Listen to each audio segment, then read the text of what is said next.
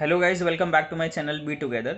आज मैं इस वीडियो में जो मैंने सीएनजी लगवाई है और जो उसको टाइम हो गया लाइक 5-6 महीने हो गए हैं, तो उसका जो भी एक्सपीरियंस है और जैसा भी मैंने अभी तक फेस की हैं चीज़ें, वो मैं आपके साथ शेयर करूँगा। और साथ ही साथ जो मैंने वीडियोज़ बनाई हैं अब तक और उसमें जो लोगों ने कॉमेंट्स छोड़े हैं, जो जनरल बेसिकली क्वेरीज़ हैं, मैं उनको यहाँ पे आंसर करने का पूरा पूरा ट्राई करूँगा, ताकि आपको एक बारी फिर से और बेहतर तरीके से प्रोसेस या कोई भी चीज़ समझ में आ सके। तो बात करते हैं एक्सपीरियंस की।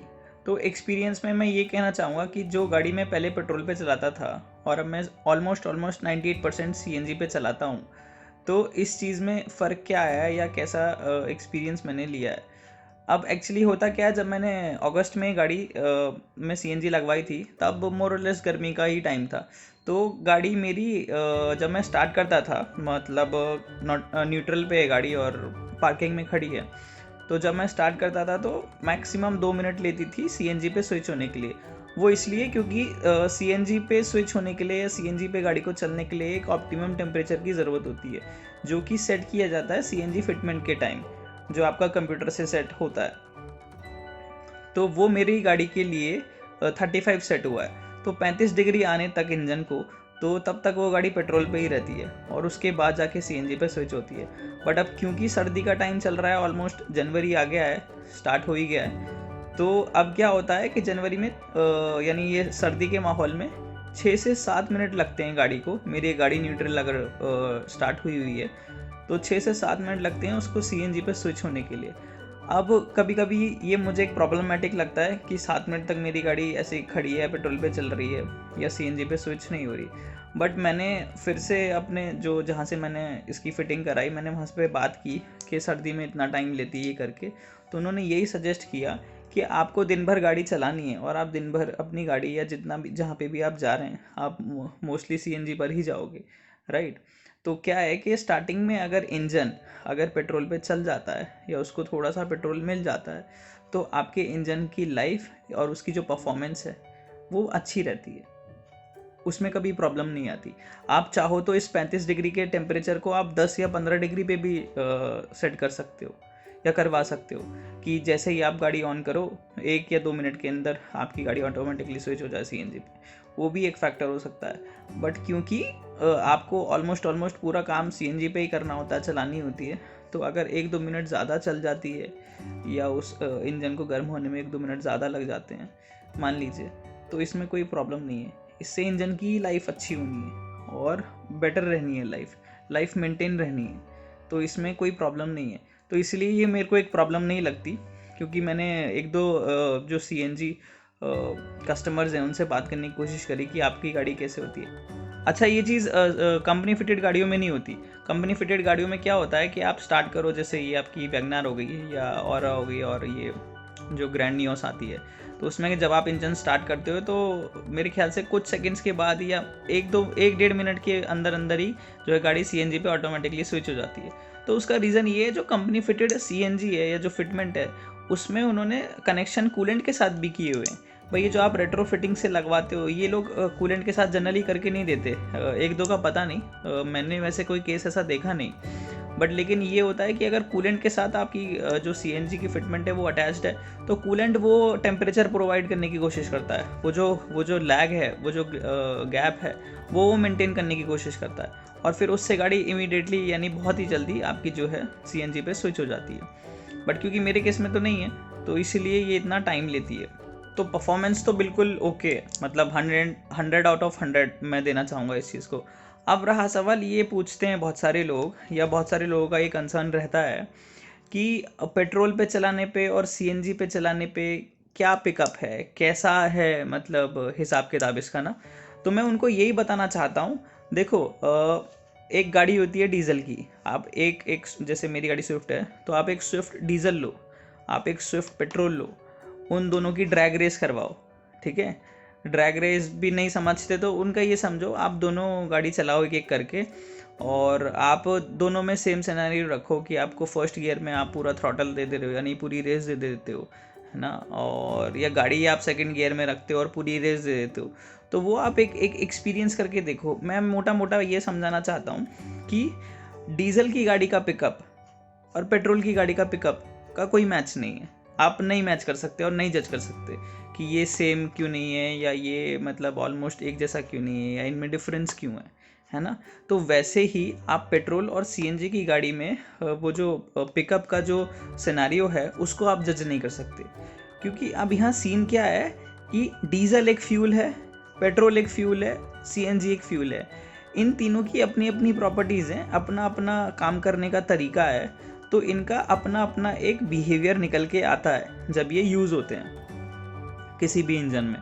तो पेट्रोल और सीएनजी को ये कंपेयर करना कि पेट्रोल के जैसा ही सीएनजी परफॉर्म करती है नहीं करती है, वैसा ही पिकअप देती है नहीं देती, ये चीज़ मैं समझता हूँ बहुत हद तक सही नहीं है। बट रहा सवाल, क्योंकि अब लोगों की मतलब डिमांड्स हैं या मार्केट में ये सब चीज़ें आती हैं कि ऑलमोस्ट बेस्ट पिकअप देने की कोशिश करती हैं सीएनजी की गाड़ियाँ, तो मैं इसमें पिकअप के मामले में यही बताना चाहता हूँ कि पेट्रोल और सीएनजी में सिर्फ 19-20 का फ़र्क रहता है पिकअप के मामले में, वो भी तब जब हम दो अलग अलग तरीके का फ्यूल यूज़ कर रहे हैं। यानी पेट्रोल की फंक्शनैलिटी या उसका बिहेवियर, उसकी प्रॉपर्टीज़ अलग हैं, सीएनजी की अलग है, तो वो फ्यूल वाला ही पिकअप लैग मैं कहना चाहता हूँ। अदरवाइज़ सीएनजी को चला रहे हो आप उस सेम इंजन में और पेट्रोल को चला रहे हो सेम इंजन में, तो इंजन कभी भी आपको उस चीज़ पे कोई भी फ़र्क नहीं देता या भेदभाव नहीं करता। ये जो भेदभाव जो होता है या जो आप महसूस करोगे या करते हो, वो सिर्फ़ और सिर्फ फ्यूल की अपनी एक प्रॉपर्टी है और इससे ज़्यादा कुछ नहीं भाई। क्योंकि सीएनजी पे गाड़ी सूखी चलती है ना, पेट्रोल पे तो मतलब ये लिक्विड फॉर्म में एक तरीके से निकल ही जाता है, तो ये एक फैक्टर है। तो ये पिकअप को मत कंपेयर करो। हालांकि अब तो एडवांसर वगैरह लग गए, मेरे पास भी है ना, तो मोस्टली सेम ही पिकअप दे देता है।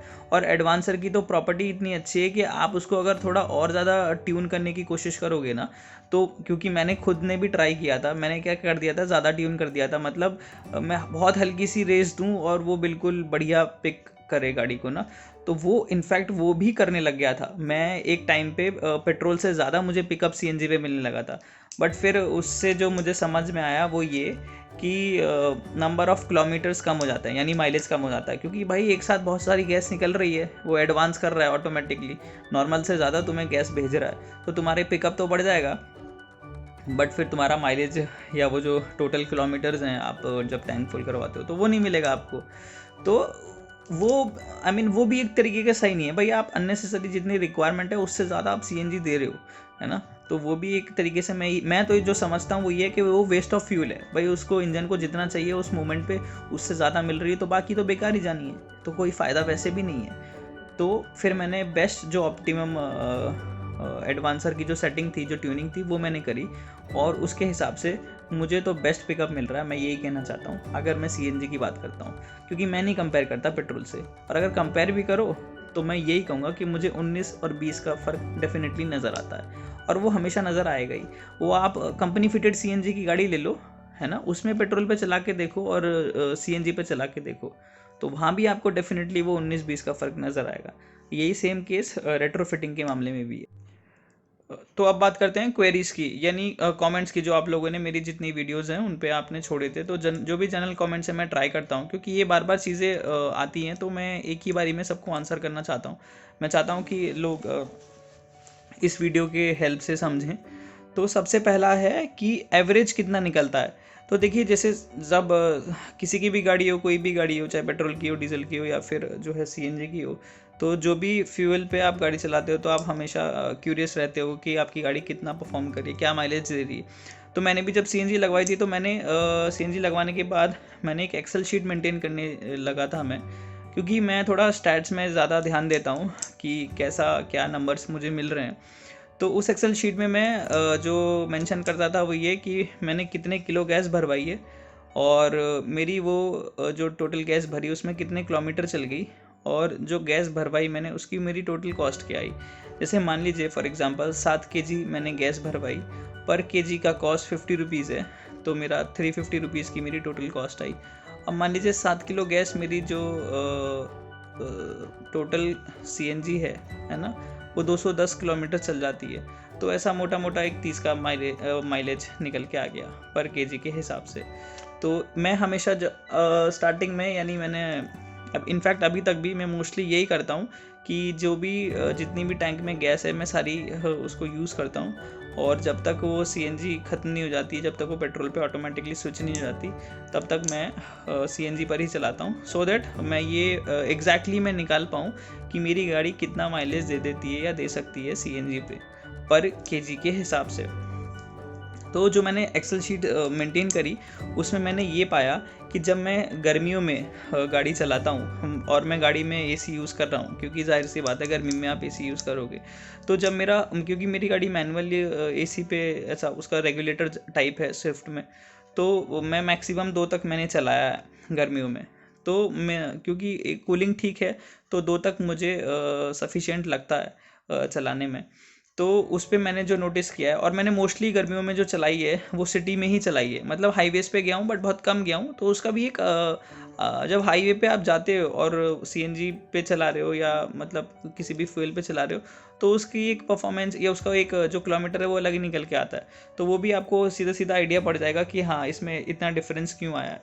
तो मैं बताता हूँ कि जब आप एसी ऑन कर रहे हो और 2 तक आप चला रहे हो और गर्मियों के टाइम है, तो आपकी गाड़ी ऑन एन एवरेज केस में और सिटी में अगर आप चला रहे हो तो माइलेज दे देती है 26 से 28 किलोमीटर पर केजी का। और यही सेम चीज़ अगर आप मान लीजिए जैसे कभी अकेले जा रहे हो, सुबह या शाम आप की जो रनिंग है और एक पे एसी चलता है, तो आपकी वहीं पे वो दे देती है 28 से 30 के बीच में। ये मैं स्पेशली अपनी गाड़ी की बात कर रहा हूँ, स्विफ्ट VXi 2015 मॉडल, और जिसमें मैंने मीजो प्रीमियम की किट लगवाई थी, तो ये उसकी परफॉर्मेंस है। तो ये मेरा एक स्टैट्स निकल के आया सिटी के अंदर। और यही सेम चीज़ जब मैं सर्दियों में चला रहा हूँ, क्योंकि अब जनवरी का टाइम है और मैं अभी भी गाड़ी चला रहा हूँ फुल टैंक में, या जो जितने भी मैं गैस भरवाता हूँ, तो उसमें मेरी गाड़ी 30+ रिस्पॉन्स दे रही है सिटी में, लाइक 30, 31, 31.5 इतना दे रही है। और यही सेम चीज़ मैं अब जैसे हाईवे पे भी मैं गया कहीं जाना रहा मुझे, तो इस चीज़ में वो मेरे को 33+ दे रही है, 33.1, 33.2। ये तब का केस है जब आपकी गाड़ी एसी पे नहीं है और आप सर्दी में चल रहे हो। तो अब ये एक मोटा मोटा हिसाब रहा माइलेज का, तो कि क्योंकि सर्दी में सिर्फ आपका फ्यूल लगना है, एसी चलता नहीं, तो ज़्यादा लोड पड़ता नहीं, तो 33, 30 या 30+ सिटी में और 33 के अराउंड आपको हाईवे पे मिल जाता है पर केजी के हिसाब से। अब सेकंड क्वेश्चन जो है वो ये कि एक बारी फुल कराने से कितना चलती है। तो इसका तो यही हिसाब है कि भाई गर्मियों में क्योंकि प्रेशर कम रहता है तो गैस कम फिल होती है। तो मैंने गर्मियों के टाइम अपने जो, क्योंकि स्विफ्ट में मेरा 12 केजी का सिलेंडर है, तो उसमें मैंने 7, सवा 7, 7.5 कभी कभी गलती से मिल गई, जहाँ 200 या 190 का प्रेशर मिल गया। तो उस केस में यही गैस भरती है। 12 किलो के सिलेंडर में गर्मियों के टाइम इतनी ही गैस आती है, और उस गैस के हिसाब से आप कैलकुलेट कर लो जो भी आपकी रनिंग है, जैसी भी रनिंग है। एसी पे चल रहे हो तो वही आप मान के चलो 26 से 28 के बीच में। तो कितनी चलती है वो यही कि मैंने अभी 8.5 भी भरवाई है सर्दियों में, तो 8.5 में मेरी 270, 280 चल गई है। तो अब ये मोटा मोटा कैलकुलेट जब होता है टोटल किलोमीटर डिवाइडेड बाई आपका टोटल गैस, तो वही 30+ के आसपास पड़ती है। तो माइलेज और जो टोटल किलोमीटर हो गया वो इस तरीके से हिसाब निकल जाता है। तो अब है सिलेंडर कितने केजी का है। तो सिलेंडर मेरा 12 केजी का है, मैक्सिमम स्विफ्ट में 12 केजी ही आ पाता है, क्योंकि बूट स्पेस कम होता है, इस वजह से इसमें ये थोड़ी रेस्ट्रिक्शन है। बाकी डिज़ायर अगर होती है तो शायद वो 14 किलो का भी उसमें हो जाता है। अब बात आती है टोटल कॉस्ट आपको क्या पड़ी। देखो, जो मैंने ये अगस्त में लगवाई थी तो मुझे इसकी कॉस्ट पड़ी थी लगभग मुझे कॉस्ट पड़ी थी इसकी 40,000। तो मैंने इसको लगवाया था, और क्योंकि 1,000 रुपये की फ़ीस गई थी मेरी ये RC इंडोर्समेंट पे, और क्योंकि मैंने इंश्योरेंस पे भी इंडोर्स कराई है तो वहाँ पे भी मेरा कुछ 2,000 का खर्चा आया। तो मोटा मोटा यही मान के चलो टोटल जो खर्चा आता है वो 44-45,000 के अराउंड आया होगा, है ना। तो ये, और आज के टाइम पे क्या कॉस्ट है मुझे मालूम नहीं है कि क्या कॉस्ट है इसका भी। अगर मुझे पता चलता है तो मैं डेफिनेटली आपको एक छोटी सी वीडियो में बना के शेयर डेफिनेटली करूँगा, ठीक है। अब हाँ, एक क्वेरी और रह गई है कईयों ने पूछा है डॉक्यूमेंट अपलोड करते वक्त उनको प्रॉब्लम आई है, तो एक डीएमएस का एक वो स्पेशल वीडियो चाहते हैं, तो ये मैं बनाने का ट्राई करूँगा। ये मैंने शायद पहले भी किसी कमेंट में बोला था, मुझे ध्यान आ रहा है, बट मैं नहीं कर पाया। तो ये मैं डेफिनेटली करूँगा क्योंकि वो भी एक बहुत इंपॉर्टेंट पार्ट है ऑनलाइन फ़ी पे करने से पहले का।